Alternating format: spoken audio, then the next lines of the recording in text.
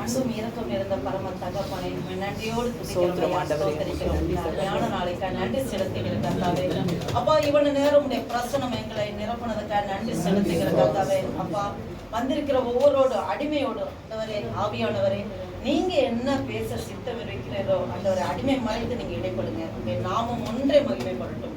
இயேசு கிறிஸ்து நாமத்தினாலே ஜெபிக்கிறோம் ஜீவனுள்ள நல்ல பிதாவே, ஆமென், ஆமென். அல்லேலூயா, அல்லேலூயா. கர்த்தர் நல்லவர், அவர் கிருபை என்றும் உள்ளது. ஆமென், ஆமென். எடுத்தவர்கள் வாசிங்க. ரோமர் 8ஆம் அதிகாரம் 29ஆம் வசனம். ரோமர் 8ஆம் குமாரன் 29. தம்முடைய குமாரன் அநேக சகோதரருக்குள்ளே முதல் பேரவனாய் இருக்கும் பொருட்டு தேவன் எவர்களை முன்னறிந்தாரோ அவர்களை தமது குமாரனுடைய சாயலாக சாயலுக்கு ஒப்பாயிருப்பதற்கு முன் குறித்திருக்கிறார். அல்லேலூயா, அல்லேலூயா. பாருங்க, தம்முடைய குமாரன் அநேக சகோதரருக்குள்ளே முதற் பேரனராய் இருக்கும் பொருட்டு தேவன் எவர்களை முன்னறிந்தாரோ அவர்களை தமது குமாரனுடைய சாயலுக்கு ஒப்பா இருப்பதற்கு முன் குறித்திருக்கிறார். ஆமென். பாருங்க, இந்த பூமியில ஆண்டவர் நம்மளை உருவாக்கி வச்சிருக்கிறார். நம்மளை யாரோ எங்கேயோ பிறந்து எங்கேயோ வளர்ந்து எங்கேயோ வாழ்ந்து நம்ம எப்படியோ நம்ம வேற மார்க்கத்துல இருந்திருக்கோம். ஆனாலும் ஆண்டவர் நம்மளை தேடி அவருடைய விலையேற பெற்ற ரத்தத்தை நமக்கு சிந்தி அவருடைய பிள்ளையாய் நம்மளை மாற்றி. பாருங்க, இப்ப நீங்க இப்படி ஆலயத்துல உட்கார்ந்து இருக்கீங்கன்னா இது நம்மளுடைய சுய பலன்ல கிடையாது, நம்மளுடைய சுய கிரிய எதுவுமே கிடையாது. நம்ம நல்லவன்னு சொல்றதுக்கு ஒண்ணுமே ஒரு தகுதி கிடையாது. தகுதி இல்லாத நமக்கு தகுதியை கொடுத்து அவருடைய பிள்ளையா மாற்றிட்டு உட்கார வச்சிருக்காருன்னா, அனுதினமும் வசனத்தை நம்ம கேட்கிறோம், ஆலயத்துக்கு வரோம், வசனத்தை கேட்கிறோம், ஆராதிக்கிறோம், துதிக்கிறோம், ஜெபிக்கிறோம். இதெல்லாம் எதற்காக அப்படி பார்த்தா, தேவ குமாரனுடைய சாயலுக்கு அப்படியே அவரை போலவே மாறணுங்கிறதுக்கு தான். அல்லேலூயா. பாருங்க, நேரம் கம்மியா இருக்கு. ஆவியான நடத்துறபடி நான் விட்டு கொடுக்குறேன். ஏன்னா நான் ப்ரிப்பேர் பண்ணதெல்லாம் நிறைய இருக்கு, அது இப்ப சொல்ல முடியாது. அப்படியே ஷார்ட்டா சொல்லி முடிக்கிறேன். ஏசப்பா போல நம்ம மாறணும். அதுதான் ஆண்டவர் நம்மளை இந்த பூமியில நம்மளை உருவாக்குறாரு, நம்மளை ஷேப்பன் பண்றாரு. அனுதினமும் நம்மளை வடிவமைச்சிட்டு கொண்டுட்டு இருக்காரு. ஒரு கரடுமுடான கல்லா இருக்கு, அதை செதுக்கி செதுக்கி செதுக்கி தேவையில்லாத எடுத்து களைஞ்சு அப்படியே ஷேப் ஆக்கி எல்லாரும் விரும்பத்தக்க பாத்திரமா அவரை போல நம்மளை மாற்றி இந்த பூமியில நம்மளை ப்ரிப்பேர் பண்ணி அவருடைய பிரசனத்துக்கு எடுத்துக்குவாரு. இதுதான் இந்த பூமியில நம்மளை ப்ரிப்பேர் பண்ணிட்டு இருக்காரு ஆண்டவர் ஒவ்வொருவரையும். அப்ப பாருங்க, அவருடைய சாயலுக்கு ஒப்பா நம்ம மாத்துறாரு. இப்போ பாருங்க, இந்த தேவ மனிதர்களும் ஒருத்தர் பாத்தீங்கன்னா, மோசே பாத்தீங்கன்னா அந்த பர்வதத்துல அந்த சீனாய் மலையில அங்க போயிட்டு தேவ பிரசன்னத்துல அப்படியே அந்த 40 நாள் அவரோட தங்கியிருந்த அந்த பிரசன்னத்துல வரும்போது அவரோட முகத்தை பார்க்க முடியல ஜனங்களால.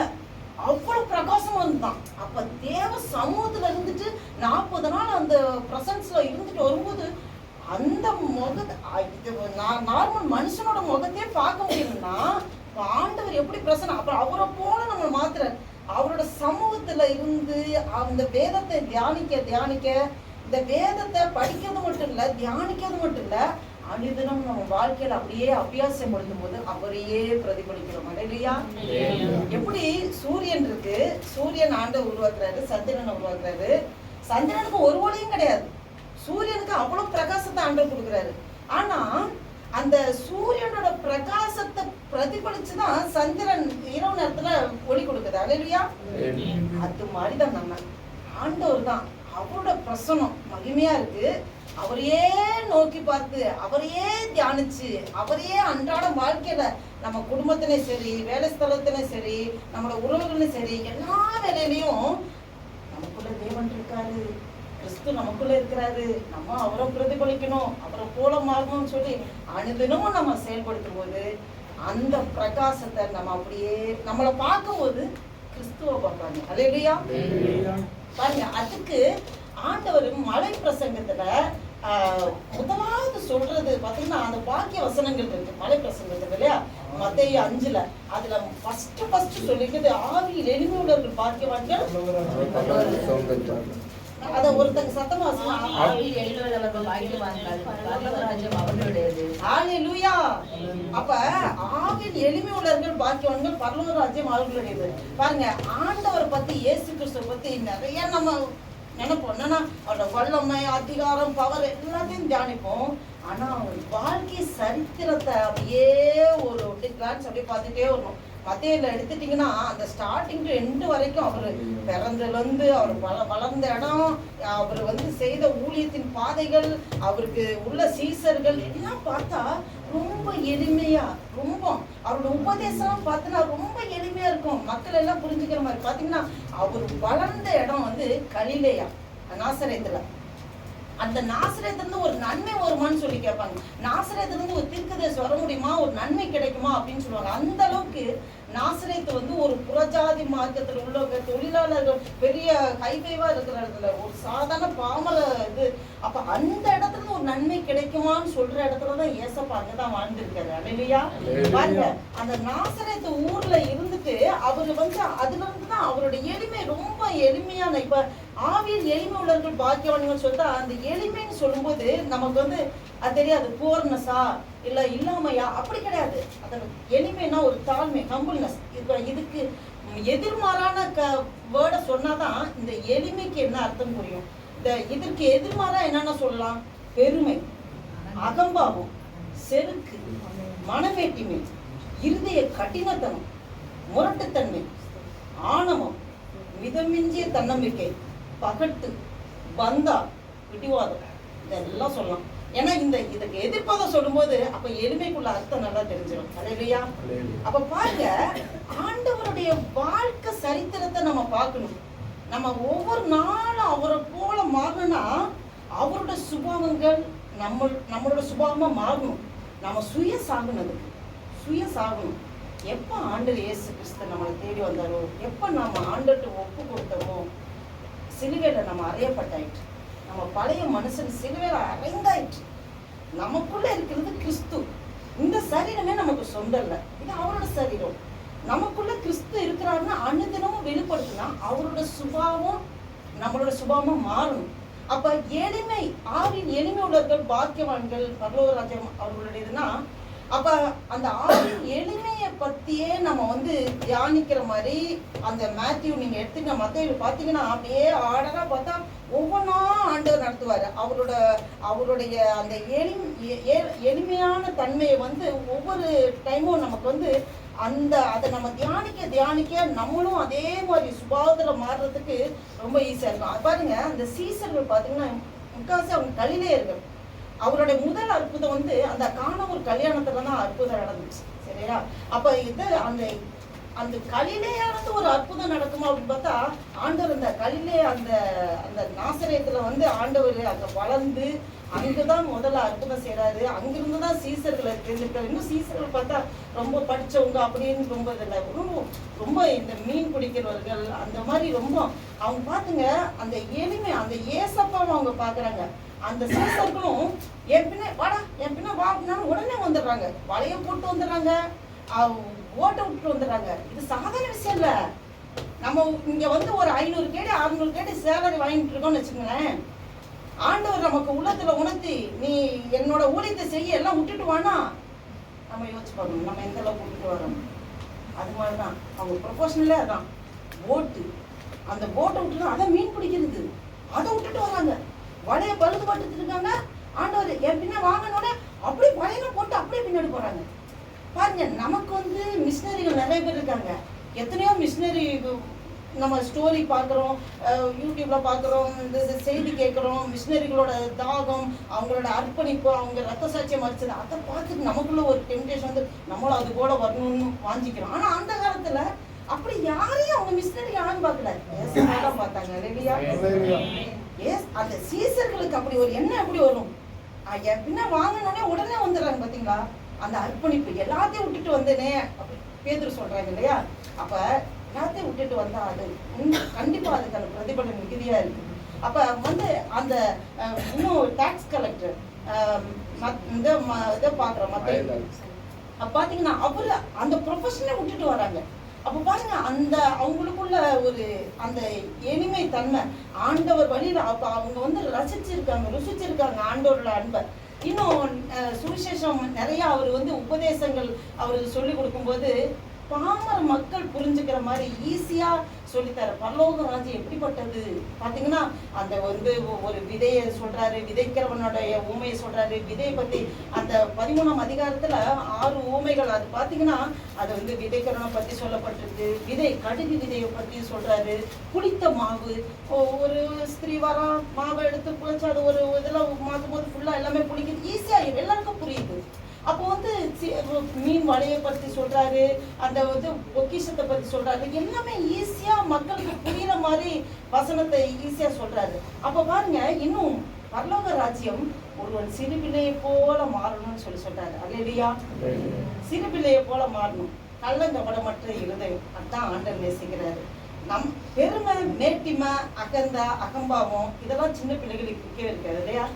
ஒருத்தங்க போய் அடிப்பாங்க, அவங்களுக்காக தான் அவங்க இப்படி பண்றாங்களே திட்டுறாங்களே நினைச்சா அதை தான் அழுதுட்டு இருக்கோம். கண்ணீர் கூட முடியாது, அதுக்குள்ள அவங்களே சிரிப்பு காமிக்கும் அப்படியே அந்த கண்ணீரோட சிரிக்குங்க இல்லையா? அல்லேலூயா.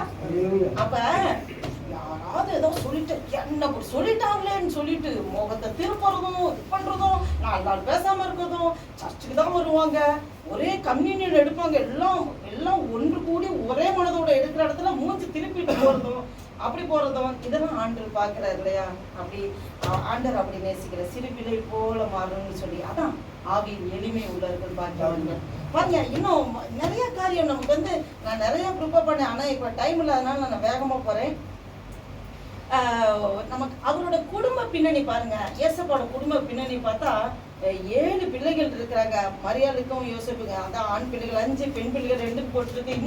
இன்னும் அவங்க 2 பேர்த்தோட சேர்த்து பார்த்தா இன்னும் உறவினர்கள் சொந்தக்காரங்க பார்த்தா மொத்தம் ஒரு வேலைக்கு 10 பிளேட்டு சாப்பாடு போடணும். எப்படி முடியும்? தச்சன். அவர் தச்சன், இவங்க தச்சனோட குமாரன் அல்லவா அப்படின்னு எல்லாம் நினைப்பாங்க.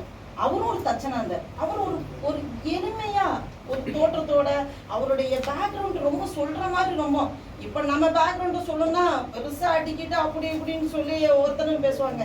நம்ம வந்து அவர் அப்படி கூட பெருமை பாராட்டுற மாதிரி அவரோட பேக்ரவுண்ட் கிடையாது. அந்த அளவுக்கு அவர் வந்து தன்னை முழுமையாக தாழ்த்துறார். இன்னும் பாத்தீங்கன்னா யோவான் ஸ்நானன் எடுத்துட்டா அவங்களுடைய கசின் பிரதர் தான். 6 மாசத்துக்கு முன்னாடி தான் அவரு பிறந்தாரு, இது பண்ணாரு. பாத்தீங்கன்னா கசின் பிரதர் ஊழியம் பண்றாரு வனாந்தரத்துல. டேய் தம்பி ஒரு நிமிஷம் வாப்பா இங்க, நான் உன்கிட்ட ஞானஸ்நானம் எடுத்துக்கிறேன்னா வரமாட்டாரா? இவரு போறாரு, இவர் தான்ல. அல்லேலூயா. அவர் எந்த அளவுக்கு பாருங்க, அவர் ஃபுல்லா முழுமையாக தன்னை தாழ்த்துறாரு. அந்த அளவுக்கு அவருடைய வந்து அர்ப்பணிப்பு அப்படியா இருக்குது. அப்ப நம்ம கிட்ட அந்த மாதிரி தான் ஆண்டவர் எதிர்பார்க்கிறாரு. இந்த மாதிரி மாறணும்னு சொல்லிட்டு நம்ம கிட்ட வீண் பெருமை, அகம்பாவம் எதுவுமே இருக்கக்கூடாது. இன்னும் பாத்தீங்கன்னா அவர் வந்து அந்த சோதனைக்காரன் வந்து சோதிக்க வரும் 3, நீ தேவனுடைய குமாரனே ஆனால் நீ இதை எப்படி பண்ணு அப்படி பண்ணு சொல்லும்போது யாரை பார்த்து என்ன கேட்டுட்டு நான் இப்ப பண்றேன் பாருன்னு சொல்லி ஆண்டர் பண்ணியிருந்தா என்ன இருக்கும் பாருங்க. அவர் எப்பவுமே தன்னை பெருமைப்படுத்துறதுக்கோ தனக்காக செய்வதற்கோ எந்த ஒரு அற்புத அடையாளம் செய்யலாம் இல்லையா? இதா என்ன சொல்றாரோ அதை செஞ்சார். அப்ப நம்ம எப்படி இருக்கணும்? இயேசு கிறிஸ்து என்ன பின்பற்ற சொல்றாரோ அதுபடி நம்ம செய்யணும். அதுக்குதான் ஆண்டவர் நம்மளை வச்சிருக்கிறாரு. நம்ம சுயத்துல எந்த ஒரு காரியமும் செய்யக்கூடாது. இதா என்ன சொல்றாரோ அவருடைய சித்தத்தை அவருடைய இதை செய்யறதுக்கு தான் ஏசப்பா அந்த பூமியில அவர் வாழ்ந்து காமிச்சிருக்காரு. நமக்கு ரோல் மாடல் அவர் தான் நம்ம நோக்கி பார்க்கணும். பாருங்க அவர் வந்து இந்த அற்புதங்கள் அடையாளங்களா செய்யறாரு. ஒவ்வொரு பிறவி குருடன் கண்களை திறக்கிறாரு, குஷ்டரோகியை சுஸ்தப்படுத்துறாரு. சொல்லிட்டு எல்லாம் சோகப்படுத்திட்டு யார்ட்டையும் சொல்லாத, இப்போ பார்த்துக்கலாம், நீ ஆசாரிட்ட மட்டும் காமிச்சிக்க, யார்ட்டையும் சொல்லாத அப்படின்னு சொன்னாலும் விட்டாங்களா? எல்லாம் சொன்னாங்க. பாருங்க அவர் எல்லாம் ஒவ்வொரு அற்புதம் பண்ணும்போதும் பிறவி குருடரை சோகம் எடுத்துட்டு யார்ட்டையும் சொல்லாத அப்படின்னு சொன்னா அவங்கன்னு சொல்லிடலாம். அப்ப பாருங்க அவர் வந்து யார்ட்டையும் இன்னும் அந்த மறுரூப மலையில அவர் மகிமையா மாறுறாரு. வஸ்திரம், வெண் வஸ்திரம், வனால வெடுக்கக்கூடாது, அவ்வளவு ஒரு பிரகாசமான வெண் வஸ்திரம், அது முக பிரகாசம் அடையுது. அந்த வானர தூதர்கள் வந்து அவங்க கூட இருந்தாங்க. அப்படியே ஆண்டவருடைய சத்தம், இதான் சத்தம் கேட்குது. இதெல்லாம் பார்த்துட்டு அந்த சீசர்கள் பார்த்துட்டு இது பண்ணும்போது இது யார்ட்டையும் சொல்லாதுன்னு சொல்றாரு. அல்லேலூயா. அப்ப அவர் வந்து பப்ளிசிட்டிய லைக் பண்ணல, விரும்பல. இப்ப இந்த காலத்துல நிறைய சுகமளிக்க ஊழியம் அது இதுன்னு எல்லாம் பப்ளிசிட்டி பண்றாங்க. பண்ற தப்பு இல்ல, பண்ணட்டும். ஆனா பூனைய யானையா காமிக்க கூடாது. அல்லேலூயா. ஆண்டவர் ஒருவர், அவரை தான் மகிமைப்படுத்தணும். இப்ப வந்து இயேசு ராஜா, ராஜா மகிமையின் ராஜா. அவர் எப்படி வர்றாரு? கழுத குட்டியில ஏறி வர்றாரு. கழுத அப்ப வந்து பாத்தீங்கன்னா ராஜா குதிரையில கம்பீரமா வரும். எப்படி வரும்? கம்பீரமா வருவாங்க. ஆனா இவரு மனத்தாழ்மையா சாந்தமா அப்படி வராரு. அவர் வர்றது வந்து ஜெயபவனி, வெற்றி பவனி. அவர் சும்மா வரல. எதுக்காக வராது? ஆலயத்தை சுத்தம் பண்றதுக்கு வந்துட்டு இருக்காரு. ஆலயத்துக்கு சுத்தம் பண்ண வர்றது. ஆலயத்தை எப்படி சுத்தம் பண்ண முடியும்? வியாபாரிகள் இருக்கிற இடம். வியாபாரிகள் வந்து புறா விற்கிறதும் காசுக்காரங்களும் எல்லாம் ஆலயத்தையும் ஒரு வழியா அட்டாச் பண்றாங்க. இப்ப வியாபாரிகள் ஒரு இடத்துல வியாபாரம் பண்ணும்போது அவங்கள சீக்கிரமா அந்த இடத்த விட்டு மாற்றவே முடியாது. ரொம்ப கஷ்டம். அடிச்சு விரட்டுறது. அப்ப அவர் வர்றதுக்கு வெற்றி பவனி, ஜெயபவனி. ஆனா அவர் மனத்தாழ்மையா சாந்தமா வராரு. கழுத குட்டி மேல பாருங்க. அதுலயே பாருங்க ஒரு இது எளிமை. அது அப்பதான் டெலிவரி ஆயிருக்கு. அந்த கழுத ரொம்ப பார்க்கறதுக்கு அந்த அளவுக்கு வசீகரமாகவும் இருக்காது. ரொம்ப அதோடைய சரீரமே இதாயிருக்கும். அப்ப அந்த மாதிரி ஒரு இதை தான் செலக்டும் பண்றாரு. அப்போ வந்து அவருடைய திங்கிங் எல்லாம் அந்த எளிமை தோற்றத்தை, எளிமையின் அந்த செயல்பாடுகளை ஒவ்வொரு காரியங்களாக நம்ம பார்க்கவே முடியும்.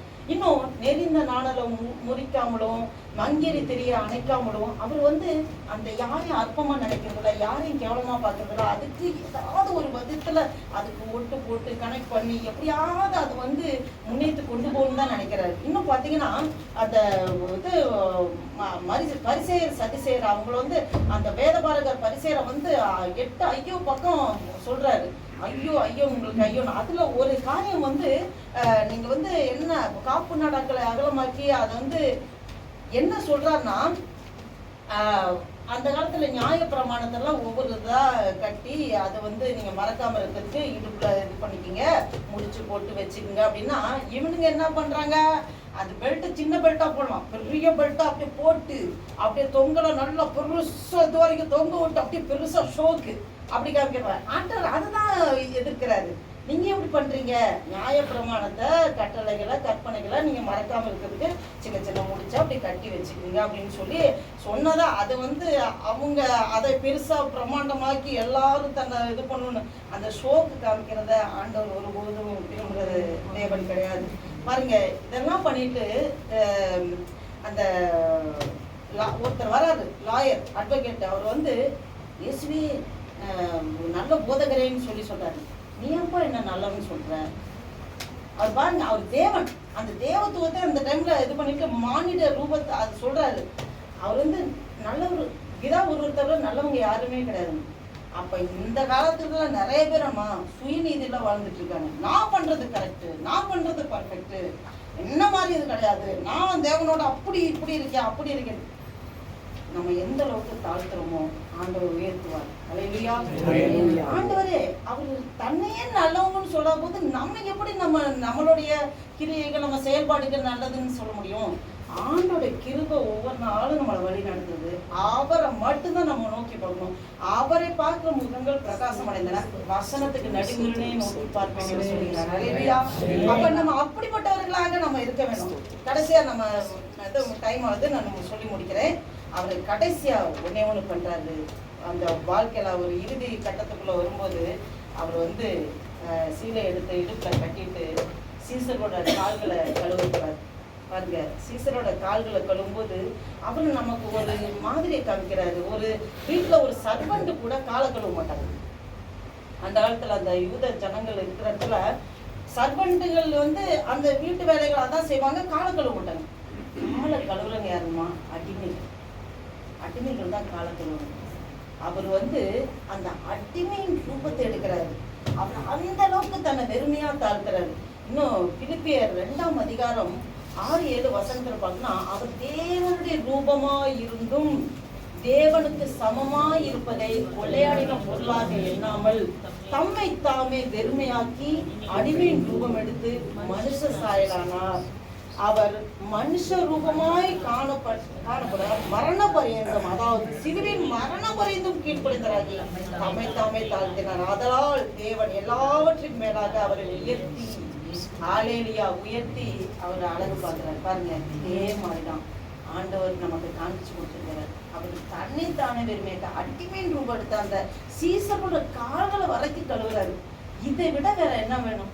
நம்ம வாழ்க்கை நம்ம வந்து ஆண்டவரை போல மாறணும். அதுதான் இந்த பூமியில ஆண்டவர் நமக்கு கொடுத்திருக்கிற ஒரு பெரிய இது. நம்ம இவ்வளவு தூரம் நமக்கு ஜீவன் கொடுத்திருக்காரு, பலன் கொடுத்திருக்காரு, ஆரோக்கியம் கொடுத்திருக்காரு.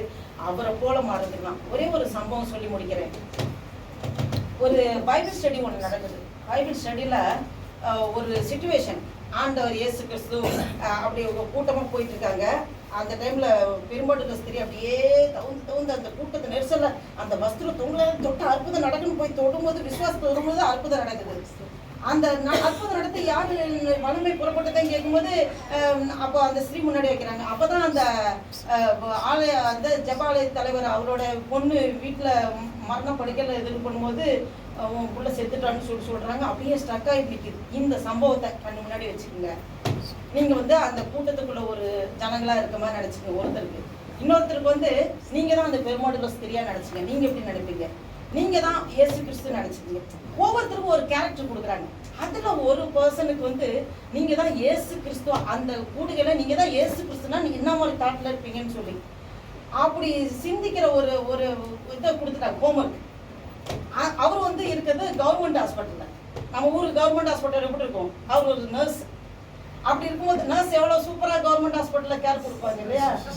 ஆனா அந்த பர்சன் அந்த டைம்ல பைபிள் ஸ்டடி நினைச்சு, சரி இந்த டைம்ல நான் இயேசு கிறிஸ்து மாதிரி நினைச்சுக்கிறேன். அந்த ஸ்பாட்ல அப்படி நினைச்சிட்டு இருக்கும்போது கரெக்டா ஒரு ஃபேமிலி வருது. என்ன இயேசு கிறிஸ்து எந்த அளவுக்கு ஒரு கவனிச்சு கேர் கொடுப்பாங்க அந்த மாதிரி இருக்கும். அவங்களுக்கே ஆச்சரியமா இருக்கு. கவர்மெண்ட் ஹாஸ்பிட்டல் இவ்வளவு நல்லா கடிசனையா பேசி கேர் கொடுத்து இவ்வளவு கவனிக்கிறாங்களே அப்படின்னு அவங்களுக்கு பயங்கரமா காட்டு டச் பண்ணிச்சு. அந்த அந்த கொஞ்ச நேரம் நடந்ததுல அந்த குடும்பமே ஃபுல்லா கர்த்தருக்குள்ள வந்துட்டாங்க. அது அவங்களுக்குள்ள ஒரு பெரிய மாற்றம். ஒரு கவர்மெண்ட் ஹாஸ்பிட்டல் இப்படி இருப்பாங்களே, அங்க உட்காரு, இது பண்ணு, வரேன், சும்மா எப்பயும் கூப்பிட்டு இப்பதானே இது பண்ணுவாங்க. நர்சஸ் பார்த்தா பயமா இருக்கும். அவங்க உருவம் தோட்டம் எல்லாத்தையும் பார்த்தா இல்லையா? கவர்மெண்ட் ஹாஸ்பிட்டல்ல அவங்க சொல்ல வேணும். அப்ப அந்த பர்சன் அந்த அளவுக்கு இருக்கும்போது அந்த குடும்பமே ஒரு பெரிய அசைவு. அப்ப அதுக்கப்புறம் அந்த பிரதர் சிந்திச்சாரு, ஒரு கொஞ்ச நேரம் ஏசப்பா மாதிரி கொஞ்சம் மாறி இப்படி கொஞ்ச நேரம் நம்ம இது பண்ணும்போதே இப்படி இருக்கே, முழுமையா இயேசு கிறிஸ்துவ போல வாழ்க்கை ஃபுல்லா மாறினா எத்தனை ஆத்தும ஆதாயம் பண்ணாரு, நம்ம வாழ்க்கையே சாட்சியாகுமே நினைச்சு அவர் வந்து ரியலைஸ் பண்ணாரு. இதை கேட்டுக்கொண்டிருக்க நன்கு தேவைப்படுகிறது. இந்த வேத வசனத்தின் மூலம் ஆவியானவர் நம்மளோட பேசி கொண்டிருக்கிறார். நான் ப்ரிப்பேர் பண்ணது இன்னும் டீப்பா லைட்டா அங்கங்க ஆவியானவரே நடத்திருக்கார். நாம் ஜெபம் செய்வோம். அன்பு விளக்கம் இருந்த பரம தகப்பனே, நன்றி அப்பா, நன்றியோடு துதிக்கிற கர்த்தாவே, இந்த பூமியில வாழ்கிற வாழ்க்கையில ஆண்டவரே உண்மை போல நாங்க மாறணுங்கிறதுக்காக தான் அன்ன தினமும் எங்களுக்கு ஆண்டவரே நீங்க பழக்கி வச்சு கொண்டிருக்கீங்க ஆண்டவரே. அப்பா ஆண்டவரே, ஆலயத்துக்கு வந்து ஆலயத்துல எங்களை ஆண்டவரே புதிதாக்கி புதிதாக்கி புதிதாக்கி உண்மை போல அனுதினமும் எங்களை மாற்றி கொண்டிருக்கீங்க அப்பா. ஆண்டவரே எங்களே முழுவதுமாக அர்ப்பணிக்கிற கர்த்தாவே, எங்கிட்ட நீங்க எதிர்பார்க்கிறது முழுமையான அர்ப்பணிப்பு. எங்க சுயமெல்லாம் சாம்பலாய் மாறட்டும் ஆண்டவரே. உண்மை போல உண்மை பிரதிபலிக்கிற ஜனங்களாக ஆண்டவரே அப்பா எங்களை காண்கிறவர்கள் உண்மை காண வேண்டும் ஆண்டவரே. அப்பா நாங்க எந்தவித போதனையும் சொல்றது இல்லாம எங்களுடைய வாழ்க்கையே சாட்சியாக எங்களை காண்கிறவர்கள் உம்மண்டிலும் கிட்டி சேர நீ கிருபை பாராட்டுகிறதுக்காக ஸ்தோத்திரம் ஆண்டவரே. இந்த செய்தி மூலம் ஆண்டவரே அடிமையோடும் அப்பா வந்திருக்க ஒவ்வொருடும் நீ பேசினதுக்காக ஸ்தோத்திரம். உமக்கே துதி கன மகிமையெல்லாம் செலுத்துகிறோம். இயேசு கிறிஸ்து நாமத்தினால் ஜெபிக்கிறோம் ஜீவனுள்ள எங்க நல்ல பிதாவே, ஆமென்.